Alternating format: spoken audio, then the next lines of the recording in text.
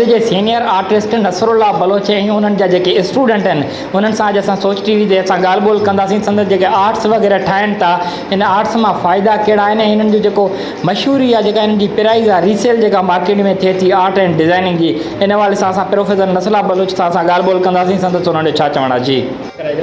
जी मां नंढो आर्टिस्ट रेहान माला आहियां।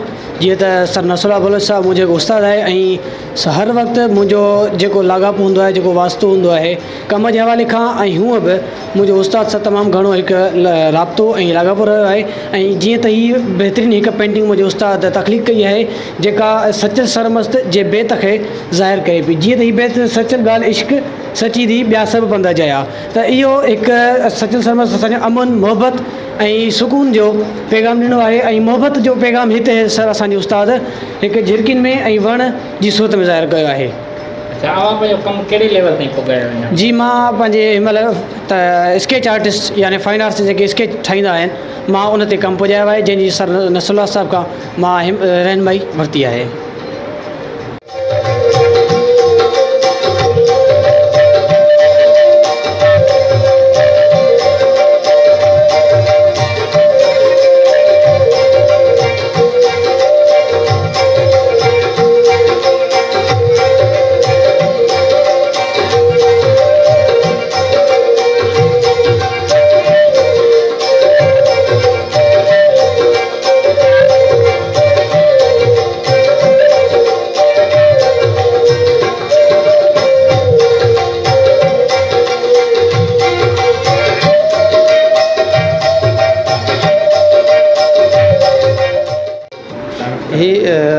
मुंहिंजो नालो नसरुल्लाह बलोच आहे, विजुअल आर्टिस्ट आहियां ऐं तक़रीबन मूंखे 35 साल थी विया आहिनि इन फील्ड में कमु कंदे। हीअ मुंहिंजी कैलीग्राफी आहे जेका तव्हां ॾिसी रहिया आहियो। इन कैलीग्राफी खे मां तमामु सिंपल अंदाज़ में ठाहियो आहे, कूल कलर में, थधा कलर आहिनि इन में ऐं जीअं हर ॾिसंदड़ माण्हू खे वणे। हिकिड़ा शौक़ कलर हूंदा आहिनि। त हाणे हीअ आयत क़ुरान शरीफ़ जी अहिड़ी आहे, फ़बी अला रब्बिकुमा तुकज़्ज़िबान, तव्हां रब ताला जी कहिड़ी कहिड़ी नेमत खां इनकार कंदो। तो उन हिसाब सां मां सॉफ्ट लाइन्स में ऐं सॉफ्ट कूल कलर्स में मां हिन कैलीग्राफी खे कंपोज़ कयो आहे। ऐं तव्हांजे साम्हूं आहे कैलीग्राफी। त हिन कैलीग्राफी में जेको मां विच में हीअ सर्किल तव्हां ॾिसो पिया, गोल दायरो ॾिसां पिया, इहो येलो ऐं ऑरेंज कलर, इहे ताज़गी, ख़ुशी, उम्मीद जूं अलामतूं आहिनि। ऐं पोइ जेका हीअ राइटिंग आहे, हिन राइटिंग में तव्हां ॾिसंदो त किथे बि अटकाव कोन्हे, हिकिड़ो फ्लो आहे, लाइनूं अचनि पियूं, लाइनूं वञनि पियूं, रिदम आहे। हिन पेंटिंग में असां रिदम खे बि कंपोज़ कयो आहे। ऐं पोइ जीअं कलर्स असां यूज़ कया आहिनि त कलर्स इन में असां थधा कलर यूज़ कया आहिनि त जीअं हीअ पेंटिंग आयत जे हिसाब सां मैच करे ऐं ॾिसंदड़ खे वणे ऐं उन मयार ते पूरी लहे। बैकग्राउंड में ऐश वाइट कलर लॻल आहे ऐं अॻियां जेको ब्लैक कलर लॻल आहे। ब्लैक जेको आहे हीअ शौक़ कलर में हीअ क्वीन ऑफ कलर सॾिबो आहे। हीअ असां कलर बेस में इन करे ॾिनो आहे त जीअं असांजो मथीं कैलीग्राफी आहे ऐं मथीं जेका कंपोज़िशन आहे उहा उभरे। आर्ट्स ऐं डिज़ाइनिंग में कहिड़ा फ़ाइदा आहिनि स्टूडेंटनि खे?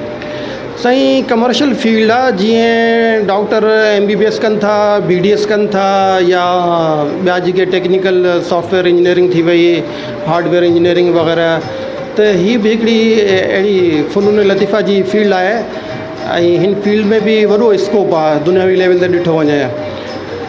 त असां पाकिस्तान में बदकिस्मती सां असांजी सिंध में हिन खे एतिरो प्रोजेक्शन न मिली सघियो आहे। जीअं साईं लालवंत पठाणो सॼी ज़िंदगी रड़ियूं करे, गुल मोहम्मद खत्री, अली अकबर सुमरो ऐं लाड़काणे मां साईं उमराणी साहिबु, हिननि जी वॾियूं ख़िदमतूं आहिनि। इनकॉफ शेख। त उन ज़माने में ठीकु आहे सहूलियतूं न हुयूं ऐं या सोर्सिस न हुआ या रिसोर्सिस असां वटि न हुआ, पर हाणे असां वटि सभु शयूं आहिनि। असां की शइ खां इनकार नथा करे सघूं। त असां हाणे इहो मयारी कमु करे पाकिस्तान जी लेवल ते, इंटरनेशनल लेवल ते असां इन कम खे, पंहिंजे कल्चर खे, पंहिंजी तहज़ीब खे असां जेको आहे होॾां पेश करे सघूं था। ऐं ॿाहिरियां माण्हू इन शइ खे त घणो लाइक कनि था ऐं पोइ बाइट्स आहिनि, पोइ परचेज़ थियनि थियूं ऐं इन जो सुठो स्कोप आहे जेकर तव्हांजो कमु सुठो आहे त। साईं डिज़ाइनिंग जी जेका कल्चर आहे, कल्चर जे हवाले सां तव्हां असांजी सोच टीवी खे कहिड़ो पैगाम ॾियणु था चाहियो कल्चर ते? त सोच टीवी ते मां दोस्तनि खे, जेके आर्टिस्ट दोस्त आहिनि पूरी सिंध जा, हिननि खे इहो मैसेज ॾींदुसि त हू सिंध जे टॉपिक ते, सिंध जे मौज़ूअनि ते, थर खे, कोहिस्तान खे असांजो जो पहाड़ी सिलसिलो आहे गोरख हिल वारो, उन जी रेंज में जेके ॻोठ वग़ैरह अचनि था, असांजा ओड, असांजा जेके आहिनि ब्राह्मण खत्री जेके क़ौमूं आहिनि, इस्लाम कोट मिठी ॾांहुं, असांजो जेको लोअर क्लास आहे, जेका असांजी गुरबत आहे, पाणी जा मसइला आहिनि या बिजली गैस वग़ैरह जेके बहरान आहिनि, जेके इंसान जी ज़िंदगी जा बुनियादी मसइला आहिनि, उन्हनि ते पेंटिंग्स ठाहिनि। आर्टिस्ट जो कमु आहे पेंटिंग्स ठाहे इन्हनि मसइलनि खे पब्लिक जे आॾो आणनि। हीअ इंग्लिश में चवंदा आहिनि the name of emotions and feelings of the people. माण्हुनि जूं जेके फीलिंग्स आहिनि उहे पेंट करणु ऐं उन्हनि खे मार्केट में आणणु, पब्लिक खे मैसेज पहुचाइणु। जे काफ़ी पेंटिंग्स आहिनि जेके जॾहिं मार्केट में आयूं आहिनि त उन्हनि खे ॾिसी करे पोइ माण्हुनि जूं अखियूं खुलियूं आहिनि।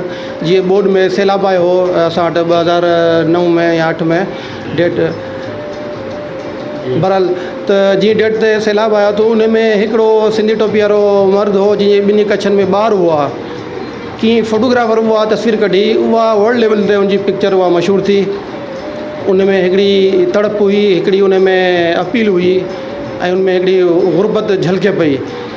त असांजा जेके सिंध जा आर्टिस्ट आहिनि मां उनखे चवंदुसि अॻियां अचनि, हिमत न हारीनि, हौसलो न हारीनि, अॻियां अचनि, कमु कनि, नवनि टॉपिकनि ते नवां तजुर्बा कनि ऐं पाण खे पाकिस्तान लेवल ते ऐं दुनियावी लेवल ते सोशल मीडिया खे यूज़ कंदे, इंटरनेट खे यूज़ कंदे पंहिंजे पाण खे अॻिते आणीनि। असां में स्किल आहे, असांजो पर ख़ौफ़ आहे हिकिड़ो, असांखे पंहिंजो ख़ौफ़ कढणो पवंदो, असांखे अॻियां अचिणो पवंदो ऐं हिन फील्ड जो तमामु वॾो स्कोप आहे। जेकॾहिं हिन में तव्हांजो कमु हले थो, तव्हांजूं पेंटिंग्स सुठियूं आहिनि, मयारी आहिनि ऐं अपील कनि थियूं त पब्लिक पाण ई तव्हां न ईंदी, ॿाहिरि पाण ई तव्हां न ईंदा। बिल्कुलु सिंध जे सीनियर आर्टिस्ट नसरुल्ला बलोच सां असां सोच टीवी ते इहे ॻाल्हियूं कयूं आहिनि। जेका हीअ पेंटिंग वग़ैरह तव्हां मुंहिंजे बैकग्राउंड में ॾिसो था, इहे अहिड़ा बि पेंटिंग ठही वेंदा आहिनि जेके ॿाहिरि मुल्कनि जी हिननि जी का रीसेल थींदी आहे, असां लखनि जे तइदाद में थींदी आहे। त सिंध जे नौजवान ऐं सिंध जे स्टूडेंटनि खे करणु मतिलबु इन सब्जेक्ट ते अचणु घुरिजे ऐं सब्जेक्ट खे उजागर करणु घुरिजे, इन सां गॾोगॾु हिन जे सकाफ़त खे बि उजागर करणु घुरिजे। कैमरामैन सिंधियार सुमरो सां गॾु रिपोर्टर मज़हर अली जमाली, सोच टीवी हैदराबाद जी। सब्सक्राइब कयो अमांजे पंहिंजे चैनल सोच टीवी के ऐं बेल आइकन के दबाइण कदें भी न विसारींदा। सब्सक्राइब करें आपके अपने चैनल सोच टीवी को और बेल आइकन पर क्लिक करना ना भूलें।